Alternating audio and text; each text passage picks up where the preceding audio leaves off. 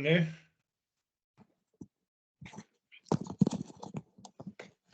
Okay, that's the meeting recorded now, Chair. Thank you very much, Leona. Afternoon, welcome to this meeting of Planning Applications Committee. I'm Councillor Ireland and Chair to the Planning Applications Committee. I'd like to welcome the members of the committee today, who are Provost Fletcher, Councillor Miller, Councillor Swift and Councillor Cornbury. Also present today, we have Gillian McCartney, who is the Head of Environment, Chief Planning Officer, Julie Nicholl, Planning and Building Standards Manager, Alan Pepler, Principal Planner, Development Management, John Drugan, Senior Planner, John Marley, East Renfrewshire Council Roads Department is with us today, Sharon McIntyre, Clerk to the Planning Applications Committee, and Leona Allison, Assistant Committee Services Officer. Do we have any report of apologies for absence, please? Apologies from Councillors Cunningham and McLean. Thank you very much, Sharon. Any of the members present have any declarations of interest they wish to make? Thank you very much. We have a couple of items on the agenda today. The first item on the agenda is number 3, Planning Performance Framework. There's a report by the Director of the Environment. Before, I'm going to pass to Julie Nicholl to introduce this report, but I just wanted to say myself, huge thank you to all the planners, because I know that this has been a really, really difficult time the last couple of years, and I think just noting the number of applications that you've managed to make your way through was quite remarkable still. And I know there's a couple of comments that came back in the report, but I just think the amount of work that you've done in what is really difficult times is to be commended. So, and I'm also really pleased, Julie, that about our local development plan as well, but I think you might touch on that. So if I could pass over to yourself, please. Thank you very much, Chair, and thank you for those comments. I'll pass those on to the various teams, so thank you for that. Good afternoon, members. This report presents the Scottish Government's feedback on the 2021 Planning Performance Framework. The Scottish Government requires councils to submit performance reports on their planning services to Scottish ministers for their consideration. This is done annually through the Planning Performance Framework, or PPF, and this is available to view online on the Council's website. Scottish Government provides feedback on the PPF and attaches red, amber or green rankings to 15 performance markers.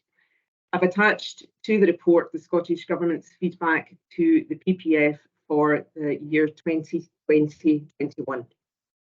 Of the 13 markers which were reported on, 7 of these have been given a green rating, and this indicates areas of the planning service business which is progressing as expected. I've noted a few of the highlights on pages 1 and 2 of your report, but they include the availability of processing agreements and pre-application advice, clear timescale for adoption of LDP2, and clear protocols and expectations for development contributions.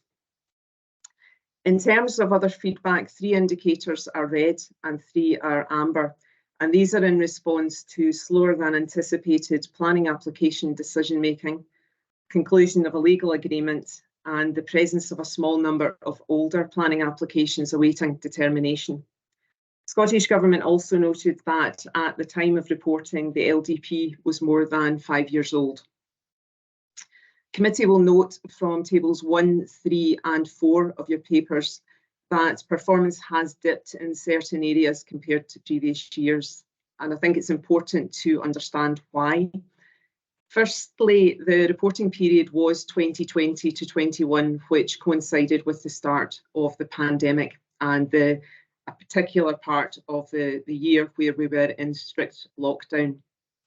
Rapid changes of working practices and the nationwide restrictions impacted on service delivery, as indicated on page 2 of the report. And we talked about this through the Planning Performance Framework when it was submitted in the July of last year. This situation was compounded by staff vacancies, which brought obvious resourcing issues. Notwithstanding, a high work rate was achieved with close to the same number of applications handled, albeit at a slower rate, hence the red marking. Moving forward, the planning service now has a full complement of staff and work is ongoing to clear the backlog of applications, which will enable us to then work in a more proactive way again and engage particularly at the earlier part of the planning application process, which is very important in terms of us maintaining our performance and being able to deal with applications quickly. So we will engage again with the developers, we'll set up development forums and do as we had done prior to the pandemic. The other change, I think, to point out was also that there had been another restructure, and planning and building standards in its entirety was then put under Head of Environment and under the Gillian McCartney as Chief Planner, who also oversees roads and transportation and City Deal. So that provides a greater opportunity for more collaborative working moving forward as well. As members will now be aware, LDP2 has been adopted following the lengthier than expected examination, and also that was as a consequence of lockdown to some extent as well. The next PPF will be submitted in July of this year and again uploaded to the Council's website, and this will reflect progress and also other challenges that we have encountered during the 2021-22 reporting period, and we'll report back to the Planning Applications Committee again on that next year. But that concludes my overview of the report, and I'm happy to take any questions that members may have around that. Thank you, Chair. Thank you very much, Julie. I'm really pleased to hear that we get the full complement of staff, because that must have been really, really difficult. Can I open this out to the committee, please? Provost Fletcher. Just unmute myself. Thank you, Chair. Yes, I mean, the report I think is pretty good news, and echo the points you made yourself, Chair, about the quality of people in the planning department. And, you know, I thank them for their past efforts. But I am one of the people who expressed a bit of concern a couple of years ago about the greater amount of time it seemed to be taking to process planning applications. And I see this is picked up with the report. We were advised at the time that it was largely due to staff vacancies because people had left. But it was also, as Julie has outlined there, just after a fairly major restructure. And my main concern was that maybe we had gone too far in cutting staff or restructuring or you know, redeveloping our back office staff, because whilst I would never want to discourage senior officers for being proactive and trying to ensure that departments run as efficiently as possible, I think we all want that because it stops any impact in frontline services. That only works as long as we deliver the service to an acceptable level. So I just wonder, it's a long-winded way of saying it seems to be better now. We seem to have people back in post, but are we absolutely confident that the structure and the staffing levels are now acceptable? And if anybody was to leave, as happens in life, they move on to other posts, are we so tightly structured that we would have a problem again in the future? Thank you, Provost. Gillian, I think I saw your hand up. Are you wishing to come in? Yes, thanks, Provost. It's really interesting to hear what you say there. So I was involved in the original planning and building standards restructure, which, believe it or not, goes back to about, I don't know, 2016, 2017. Seems like enough a long time ago. It might have been 18, can't quite remember. So yes, there was almost a, you know, there was a lot of attention on you know, the budget at that particular time, and we had people who exited the organisation as well. So where we are just now essentially is that since I've come back as into the Chief Planner's post, I have backfilled some posts and created another post as well. But I'm just going to be honest and say that I don't think we have you know, the right structure at this moment in time. especially when you consider that under the new Planning Act, which came into force on the 1st of April, we have, Julie, what was that number we talked about yesterday? Was it unallocated? It's approximately 62 or thereabouts new duties emerging from the 2019 Planning Act, which are unfunded, will have to be absorbed within both development planning, which is the strategy team, and development management. So there is clearly additional workload coming from that, which requires resourcing. Yeah, so that is a particular concern that I have at the moment. We have all these additional duties coming our way very shortly. And, you know, we are going to struggle with the existing number of staff that we have. So that is something that we are currently considering at this moment in time. Okay, thank you for that explanation, and it's, you know, it's useful to hear that.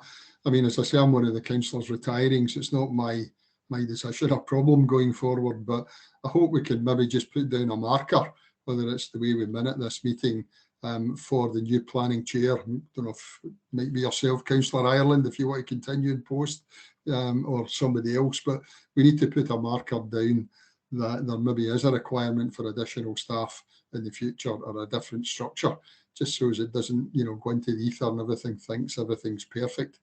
And it's not, I don't mean that in any way a reflection against the staff. I think we've got excellent staff, but, you know, it needs to be resourced properly. Planning in East Renfrewshire, as we know, is important.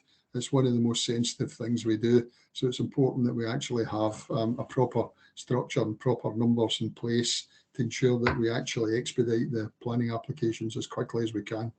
Thank you. Thank you, Provost, and thank you, Gillian, for your frankness there. As the Provost says, I think that should be taken as a marker, and we should make sure that we minute that. So thank you very much. Councillor Miller and then Councillor Convery. Thank you, Chair. I'm sure the planners will know that I haven't seen eye to eye with them over the last number of years. More or less come to agreement a lot of the times, but I hear what Gillian was saying, that I'm one of the councillors on the Glasgow and Clyde Valley Strategic Planning Authority, so I knew a lot of this stuff was coming. The trouble is, and I hear exactly what you say, Gillian, we also have 2,500 houses to build between now and 2030, plus all the 62 extra jobs you've got, plus all the extension. So I can quite believe the amount of work that you've had up till now, and you've done exceptionally well, and I commend your staff. But I'm thinking back to what Jim said. Are you going to have enough staff going forward? And you know, it has to be properly funded. The planning department has to be properly funded, simply because, as Provost Fletcher says, it is something that's frontline services.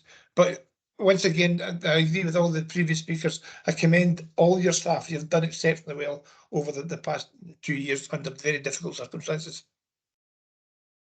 Thank you, Councillor Miller. Councillor Convery.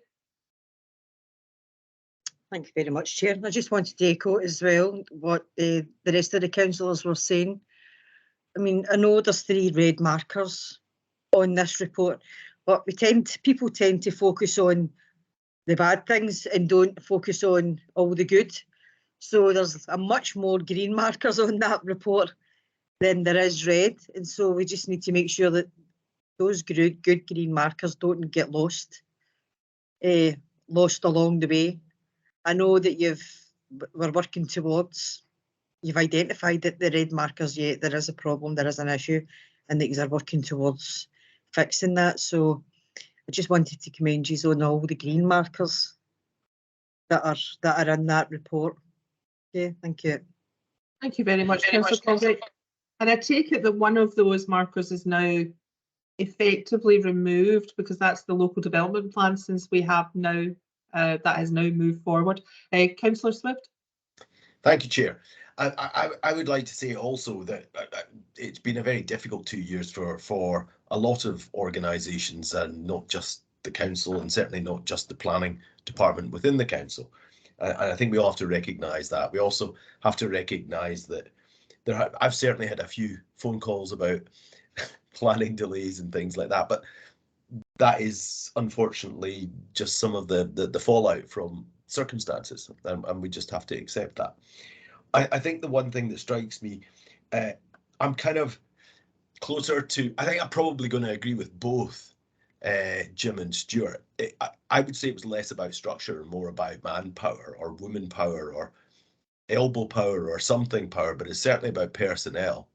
And I think one of the issues we have is, certainly we've had over the last wee while, I won't be political about this, but we seem to have an organisation in Edinburgh that encumbers us with burdens, but doesn't meet those burdens with the resources that flowed through. Now, originally when Holyrood came into being, and I wasn't a supporter of that political structure, but they did give burdens, and they also did give the finance to meet those burdens.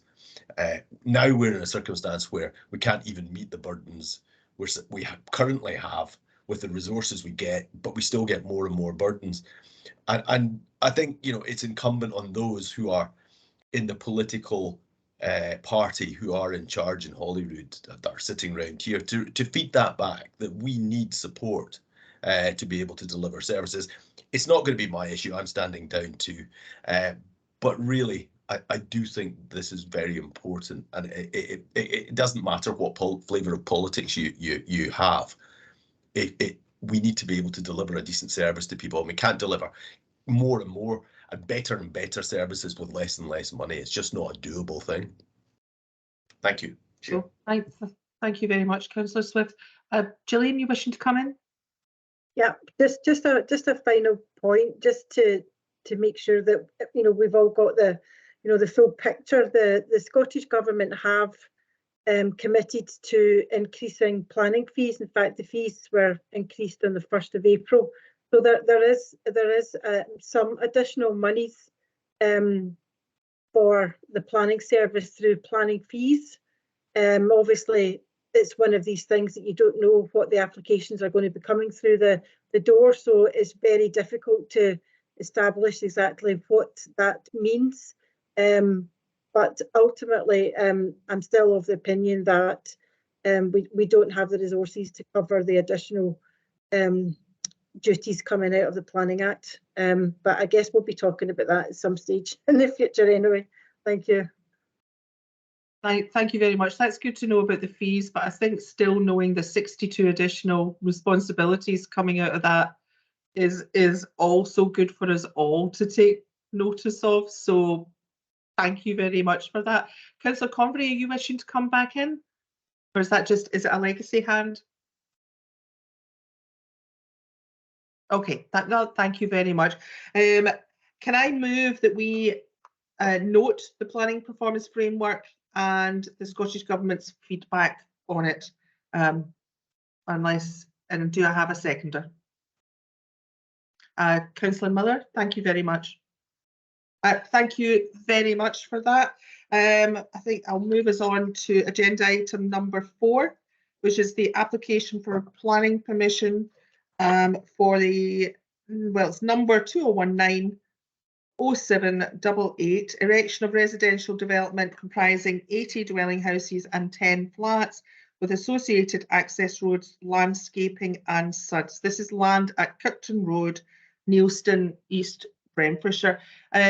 Usually at this point, I'll open it out straight to the committee, but I'm quite keen. I've got a few questions to ask myself, but I also have a question to ask the planning committee at the end of that, after reading the report myself. And if you would indulge me for a moment, just if you go through these, please, with you. And then, as I said, I have a question to ask the planning committee.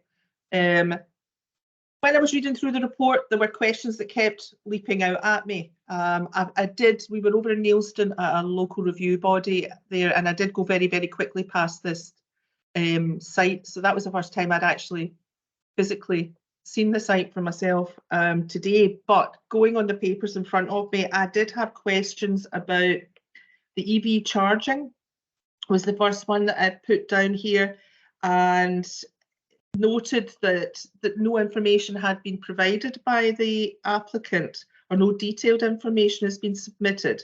But I think you're trying to deal with that under a policy that's there. Now, the second question I did have was the noise from the railway. I'm really quite concerned about this.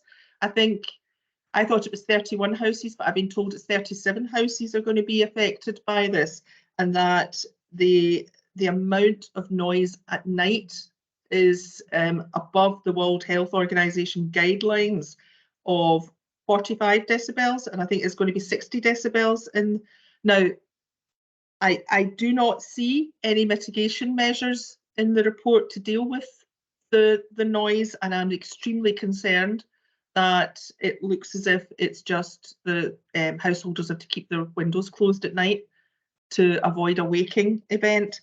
I have questions about the land raising as well. It's quite substantial. Now, when I went past the site, I can see the layout and I can see why some land raising would be required, but it does seem to be a substantial amount of land raising, and I did note that that's really kind of against the local development plan as it stands, but I take on board what you're saying. I noticed that in condition 7 about that, it does state that notwithstanding the drawings hereby approved and unless otherwise agreed in writing with the planning authority, the proposed 70-degree slope adjacent to plots 31 and 37 is not approved, because there needs to be much more information provided about that. So I do have questions about that. I have questions about overlooking about the site, because I know it's a road that is going to be overlooking some of the houses, but it's a worry for me. I know that it's just transient overlooking and it could be mitigated by planting. But again, slightly concerned. I see that you've dealt with the road widening, so that's absolutely fine. The flooding and the sewers, do we have guarantees that Scottish Water will allow connection? I wasn't clear on that. It's quite an extensive list, so apologies. Safety in the car park behind the flats. I noticed that it was mentioned that there is limited opportunities for passive overlooking and therefore not conducive to promoting a safe and secure environment. Yes, I have questions whether we can actually provide a safe and secure environment there. The visibility splays onto the development, I noticed that they're reduced. Again, I would have to go to John Marley from Roads on that. I have concerns again about, I think it's mentioned that it's hoped that the development will reduce the speed on the road, but again, my question would be, what if it doesn't? And we're left with visibility splays and a road where the speeds are at as they are at the moment. All of these are sorry, making me quite uncomfortable, and I would feel much more comfortable if I had a site visit, the opportunity to walk around that site. I understand that the amount of work that the planners have put into this, I really do, but as it stands for me, I'm uncomfortable with the site as it is, but I would feel much more comfortable if a future, and I know it's the next place and next committee, but if they had the opportunity to walk this site, because if I've got all these questions, I'm presuming that others will too. So I do have a suggestion that I wanted to put to the planning committee, that we ask that this is moved to a site visit, because none of these can get answered for me until I can get onto the site, I'm afraid.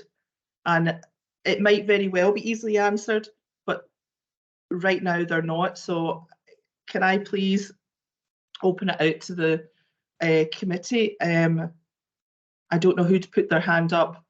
First, it was Councillor Convery. I've got here. Sorry, apologies. Councillor Convery.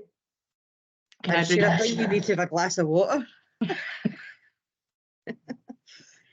Listen, I totally agree with you. I've got a few concerns as well.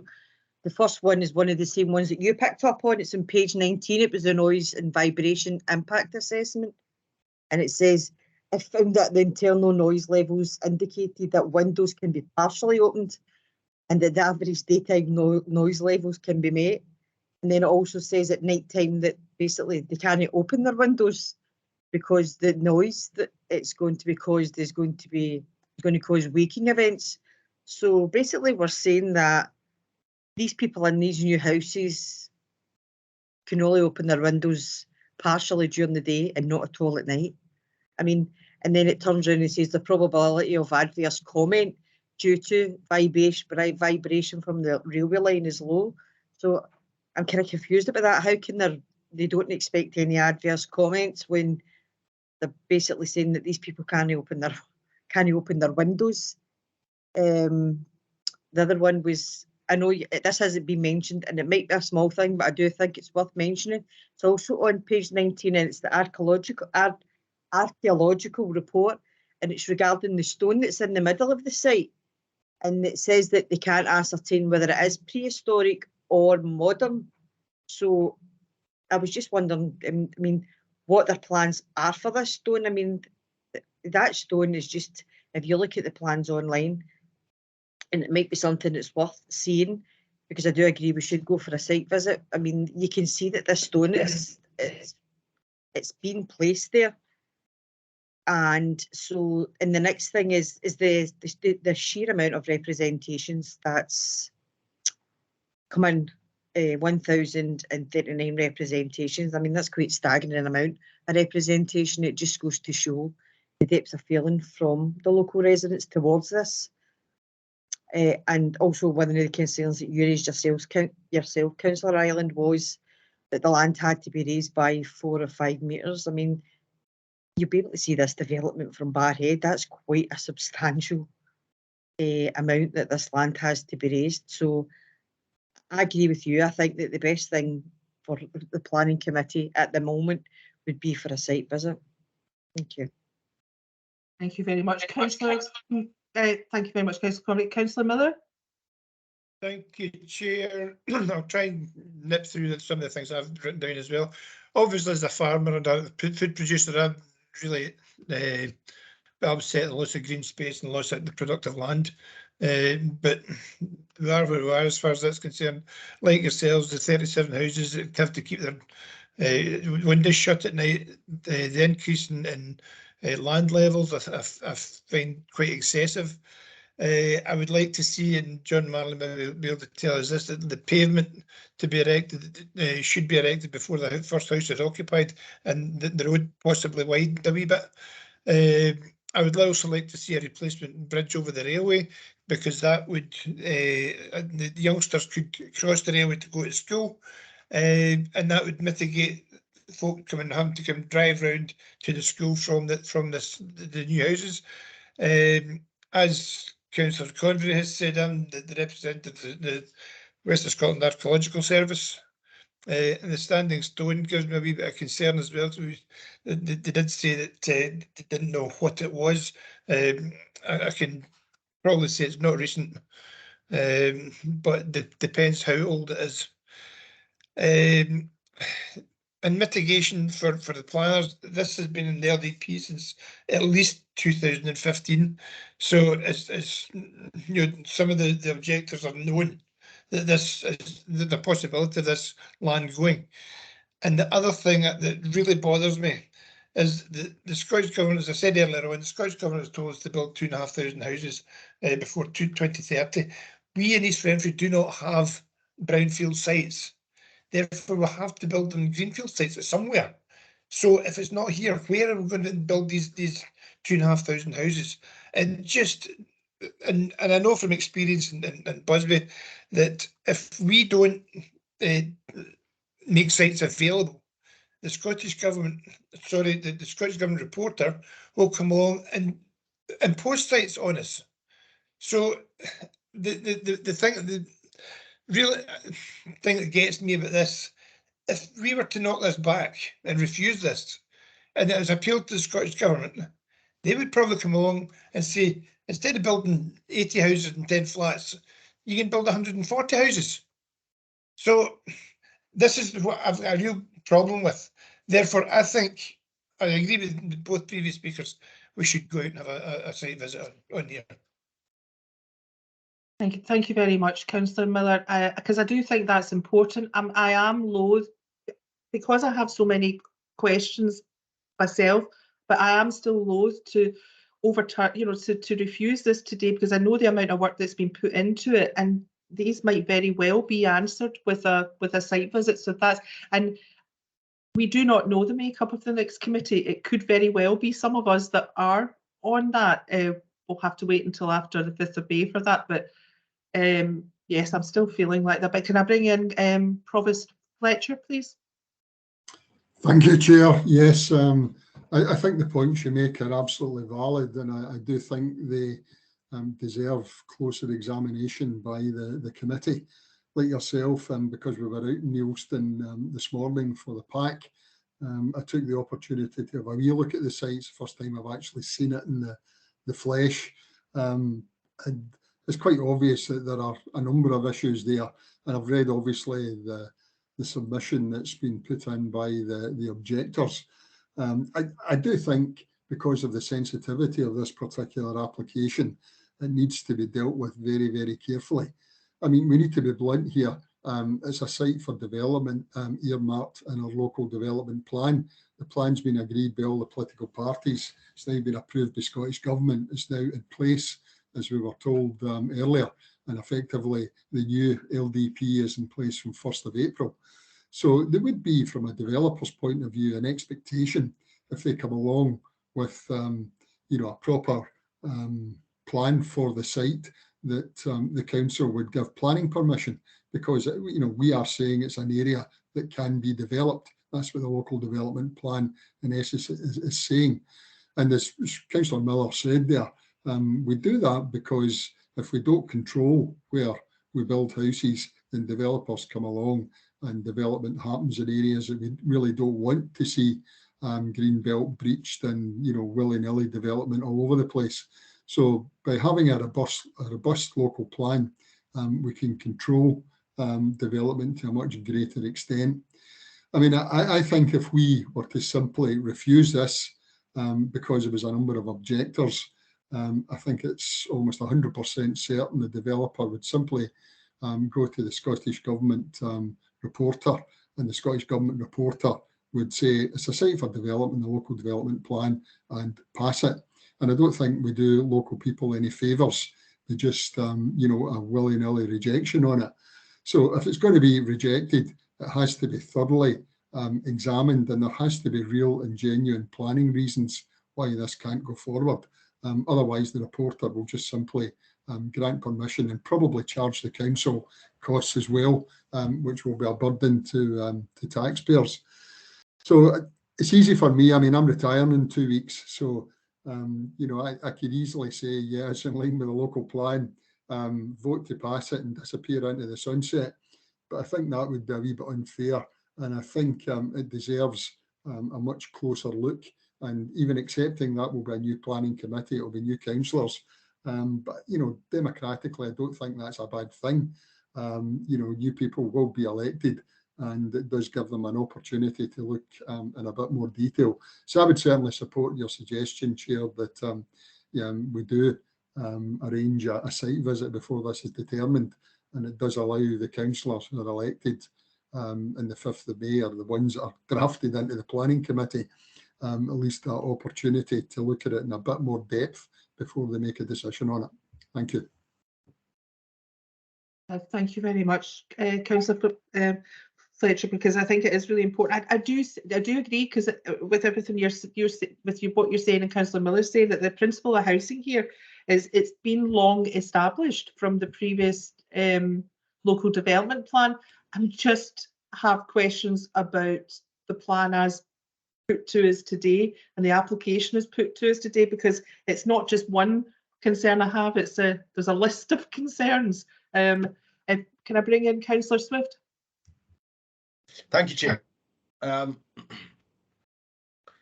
remember going back to Maiden Hill, which is many of you will remember is the particularly large development at the top of Newton Mearns, and There were bunds put in to provide a sound barrier because part of it is right next to the M77.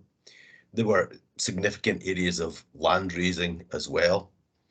And much like this, it was approved and on the local development plan for development. I'm all in favour of kicking this into the long grass till the election is passed and people can say that they're against it, and let's hope we're not on the planning committee kind of thing. And I'm not going to be on the next planning committee or in any capacity with the council. So I kind of see that as a bit of a cynical ploy, if you don't mind me saying so. One thing I would say, there has been clear and obvious objection locally to the development of internal green spaces in our part of the authority, and probably across the authority. People really don't like that, and I also accept that people don't really like the green belt, but when you put the two together, people prefer development along the green belt than they do to internal spaces. So I kind of think that there's no chance that this won't be developed, and I think we should be frank with the people who the site will be developed. You know, the people, the 1,000+ objectors who do not want development on this site. Well, it's going to be developed. It's in the local development plan. It is going to happen. So I'm quite happy to agree with you that we put this in a site visit so that the next planning committee, who are going to be freshly elected, and hopefully will want to do the best they can for their constituents. And I'm guessing that nobody from Neilston will want to be on that committee. But anyway, and so we move on. So I'm happy to agree, but also to say that I don't think this is a realistic anything other than a slight delay. And you can put it, we can, as a committee, can put, or the future committee can put in means to reduce some of the considerations that upset that committee the most. No, thank you very much, Councillor Swift. I think I even, but in all, when we drove past it today, I ended up with even more questions.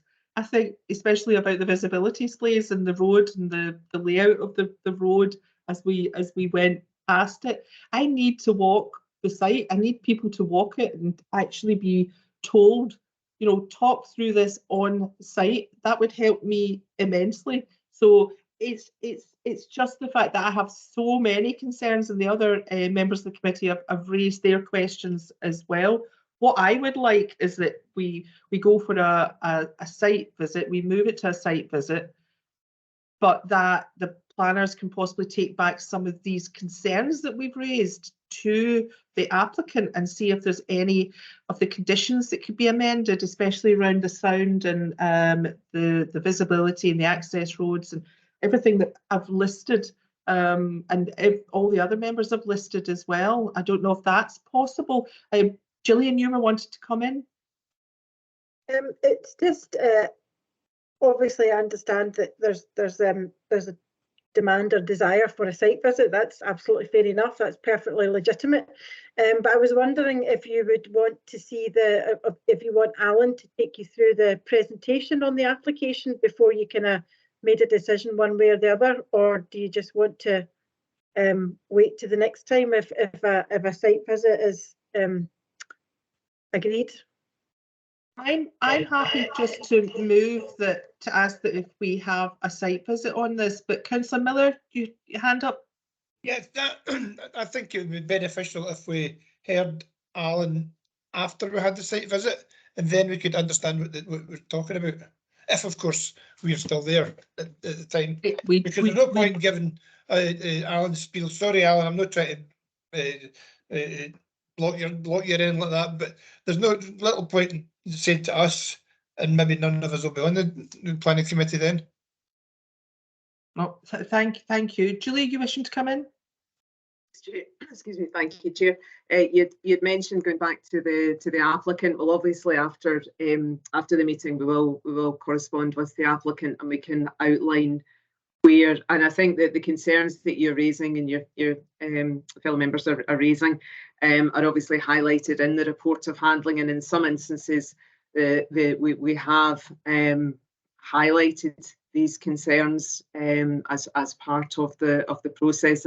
There's, you know, some changes have been made. We have had ongoing discussions with, for instance, environmental health as we've gone through the process. But noted, we will go back to the applicant and outline the specific concerns that have been raised by members today and advise them of whatever decision you choose to take. Thank you very much, Julie. And I have to say, because reading through the report, it is very obvious how much work has been put into this from the planning department. And I just think this might just be the best way to deal with it, is just to get us this extra information for whoever is on that committee. I'd like to move that we request a site visit and move this to the next available meeting with that site visit happening prior to it. Do I have a seconder? Councillor Miller? Unless anyone's otherwise minded. Okay, thank you very much. Sharon, if you could get that organised, please, and just move that on at the very first available planning meeting, please, because we don't want to delay it too much longer at all. Okay, thank you very much. This is our last planning meeting of this term, so I just, oh, Councillor Miller. Oh, I'm just waving cheerio.